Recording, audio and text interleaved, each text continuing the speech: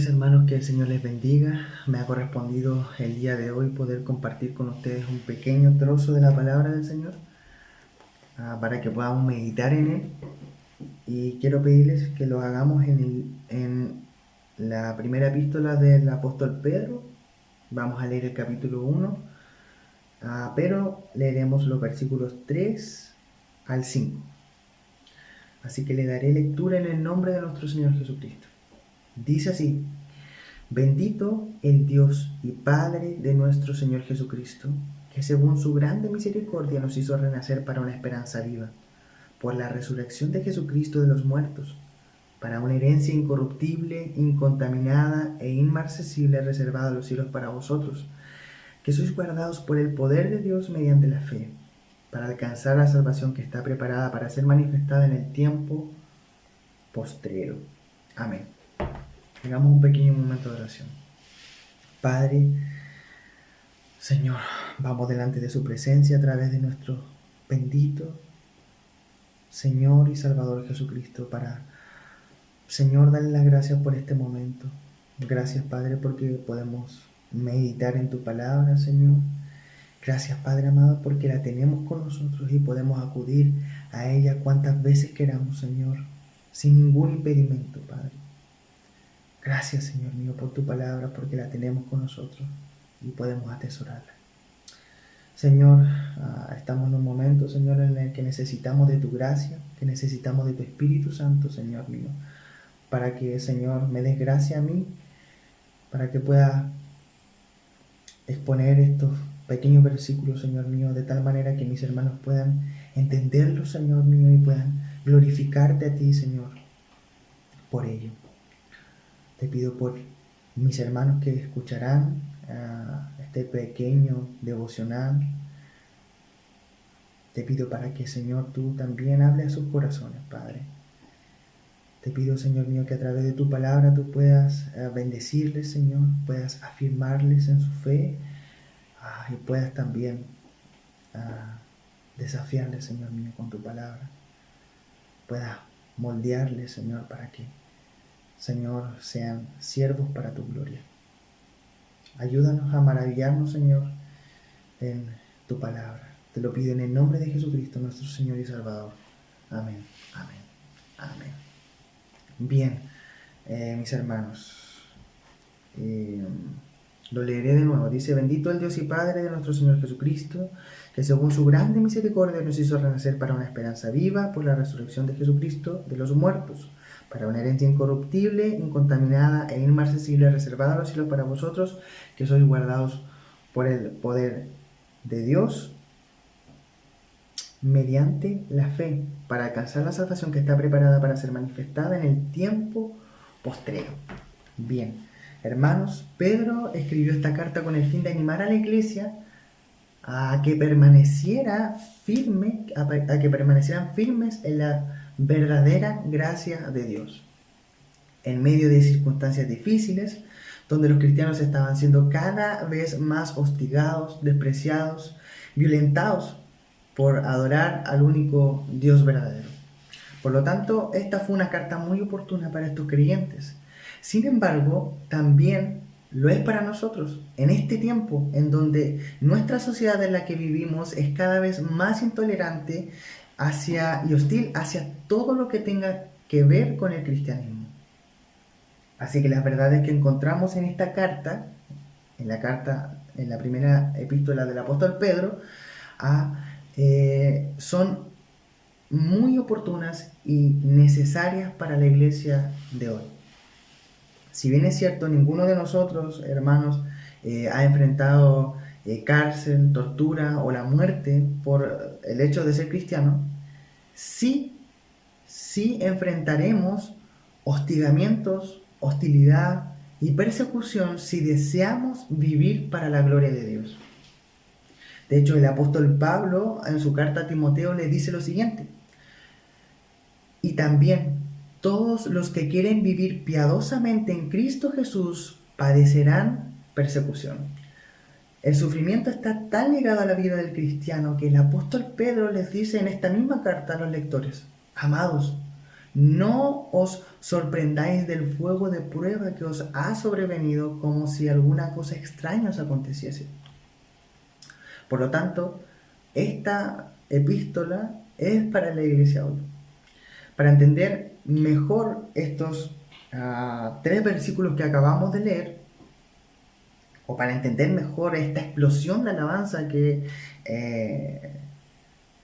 sale de la boca del apóstol Pedro cuando dice bendito el Dios y Padre de nuestro Señor Jesucristo, es necesario considerar lo que Pedro también expone en los primeros versículos de su carta, a saber, que a pesar de que los cristianos son extranjeros en un mundo cada vez más hostil,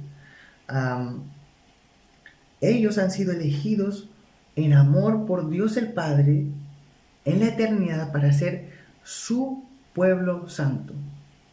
Que Dios el Hijo vino a este mundo para completar la salvación al morir por nuestras transgresiones y resucitar para nuestra justificación, y que Dios el Espíritu Santo es quien nos santificó al regenerarnos y cambiar nuestro corazón de piedra para responder al sacrificio de nuestro Señor Jesucristo.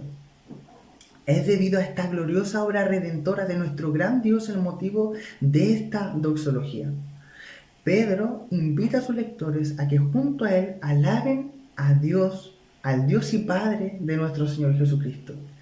En el griego original, los versículos 3 al 9 son una sola oración. Sin embargo, hermanos, la parte principal de esta oración o de esta gran oración es precisamente esta expresión de alabanza. Bendito el Dios y Padre de nuestro Señor Jesucristo. Pero recordemos el contexto en el cual los lectores de esta carta están. Ellos están sufriendo, están siendo ultrajados, hostigados y perseguidos por causa de Cristo. Ellos podrían estar esperando algo como, o palabras como, qué pena que esté sufriendo, ya va a pasar. O quizás unos golpecitos en la espalda en señal de lástima. Y incluso Pedro sabía lo que estaban pasando. Sin embargo, sus palabras distan mucho de lo que alguno de nosotros querría escuchar en medio de un momento de aflicción. Sin embargo, sus palabras tienen un propósito. Y el propósito es que ellos puedan mirar más allá de sus problemas terrenales y puedan fijar sus ojos en el Dios que los salvó y en la herencia eterna que les ha sido dada. Pedro quiere asegurarse de que sus lectores tengan la perspectiva correcta de todas las situaciones de la vida. Les está diciendo que tienen motivos de sobra para alabar a Dios a pesar del sufrimiento que pueden estar experimentando. Primero, les dice que su salvación tiene origen en Dios, tiene su origen en Dios. Segundo, el motivo de que esta salvación se llevara a cabo es por su grande misericordia. Pablo, por ejemplo, nos dice algo similar en Efesios capítulo 2. Él nos dice, pero Dios, que es rico en misericordia, por su gran amor con que nos amó, estando nosotros aún muertos en delitos y pecados, nos dio vida juntamente con Cristo. Por gracia sois salvos. Entonces, la condición, esto nos está diciendo, la causa o la grande misericordia nos está diciendo que la condición del hombre pecador es tan miserable que una vez más vemos que la salvación del pecador se debe a la amorosa iniciativa divina. Es Dios quien se compadece de la miseria de hombres que están muertos en delitos y pecados. Tercero, mis hermanos, lo que Pedro nos está diciendo es que el medio divino por el cual recibimos esta herencia o salvación es por medio del nuevo nacimiento.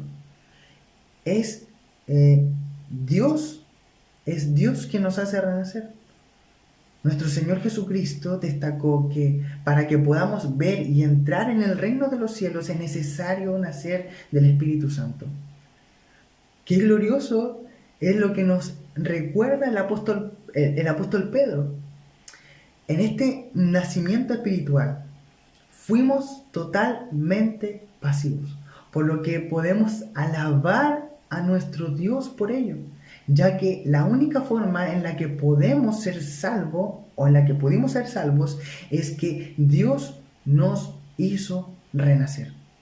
Literalmente, que volvió a dar vida a cadáveres llenos de podredumbre, hermanos. Así que podemos alabar y gloriarnos en nuestro Dios, en lo que el apóstol Pedro nos está recordando. El resultado de esta regeneración por parte de Dios es darnos una esperanza viva. En la Biblia la esperanza no se refiere a un simple deseo, no es una incertidumbre o una ilusión, sino la confianza de una expectativa de una bendición futura basada en hechos y promesas. Así que esta esperanza viva es certera y está fundamentada por la resurrección de Jesucristo de los muertos. Es porque Cristo resucitó que tenemos esperanza. De lo contrario, como dice el apóstol Pablo en 1 Corintios, nuestra esperanza y fe sería totalmente en vano y seríamos los más dignos de conmiseración o lástima del mundo. Sin la resurrección de Cristo, no podríamos nacer de nuevo, aún estaríamos en nuestros pecados y en consecuencia bajo la ira divina. Sin embargo, porque Cristo resucitó, tenemos una esperanza viva y eterna. Cuarto, lo cuarto que el apóstol Pedro nos quiere recordar, o les quiere recordar a estos creyentes y por consecuencia también a nosotros, es que la naturaleza de esta herencia es incorruptible, incontaminada e inmarcesible. Al ser renacidos de Dios, ahora los cristianos somos herederos de Dios y de Cristo. Fuimos adoptados por Dios y como hijos poseemos una herencia. Al igual que el pueblo de Israel recibió, o sea, a Israel en el antiguo pacto, a quienes se les ofreció una herencia, la cual era la tierra prometida, a los cristianos se nos promete una herencia. Sin embargo, esta herencia no tiene nada que ver con cosas de este mundo, porque todo lo que vemos, por más hermoso que sea o que parezca, se desvanecerá pronto. Está sujeto a cambio y se corrompe cada día. A pesar de que los israelitas recibieron la herencia, poco tiempo después la perdieron por causa de sus pecados. Sin embargo, la herencia nuestra es incorruptible. Quiere decir que no se degenera y no muere. Es incontaminada. Quiere decir que es pura, sin defecto y perfecta. E inmarcesible, que nunca perderá su magnificencia y nunca se marchitará.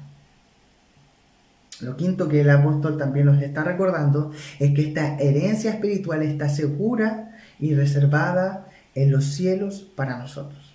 Y esto, hermanos, es realmente maravilloso y solo podemos unirnos al apóstol Pedro y bendecir, alabar a Dios por tan grande salvación. No podemos hacer otra cosa que no sea bendecir y alabar a Dios por tan grande salvación, ya que no solo se nos promete una herencia, sino que tenemos la seguridad de que seremos preservados por su poder hasta el momento oportuno en que la recibamos en toda su plenitud. Así que sin duda alguna, hermanos, frente a todo esto, las aflicciones que estaban pasando los lectores de esta carta se vuelven insignificantes.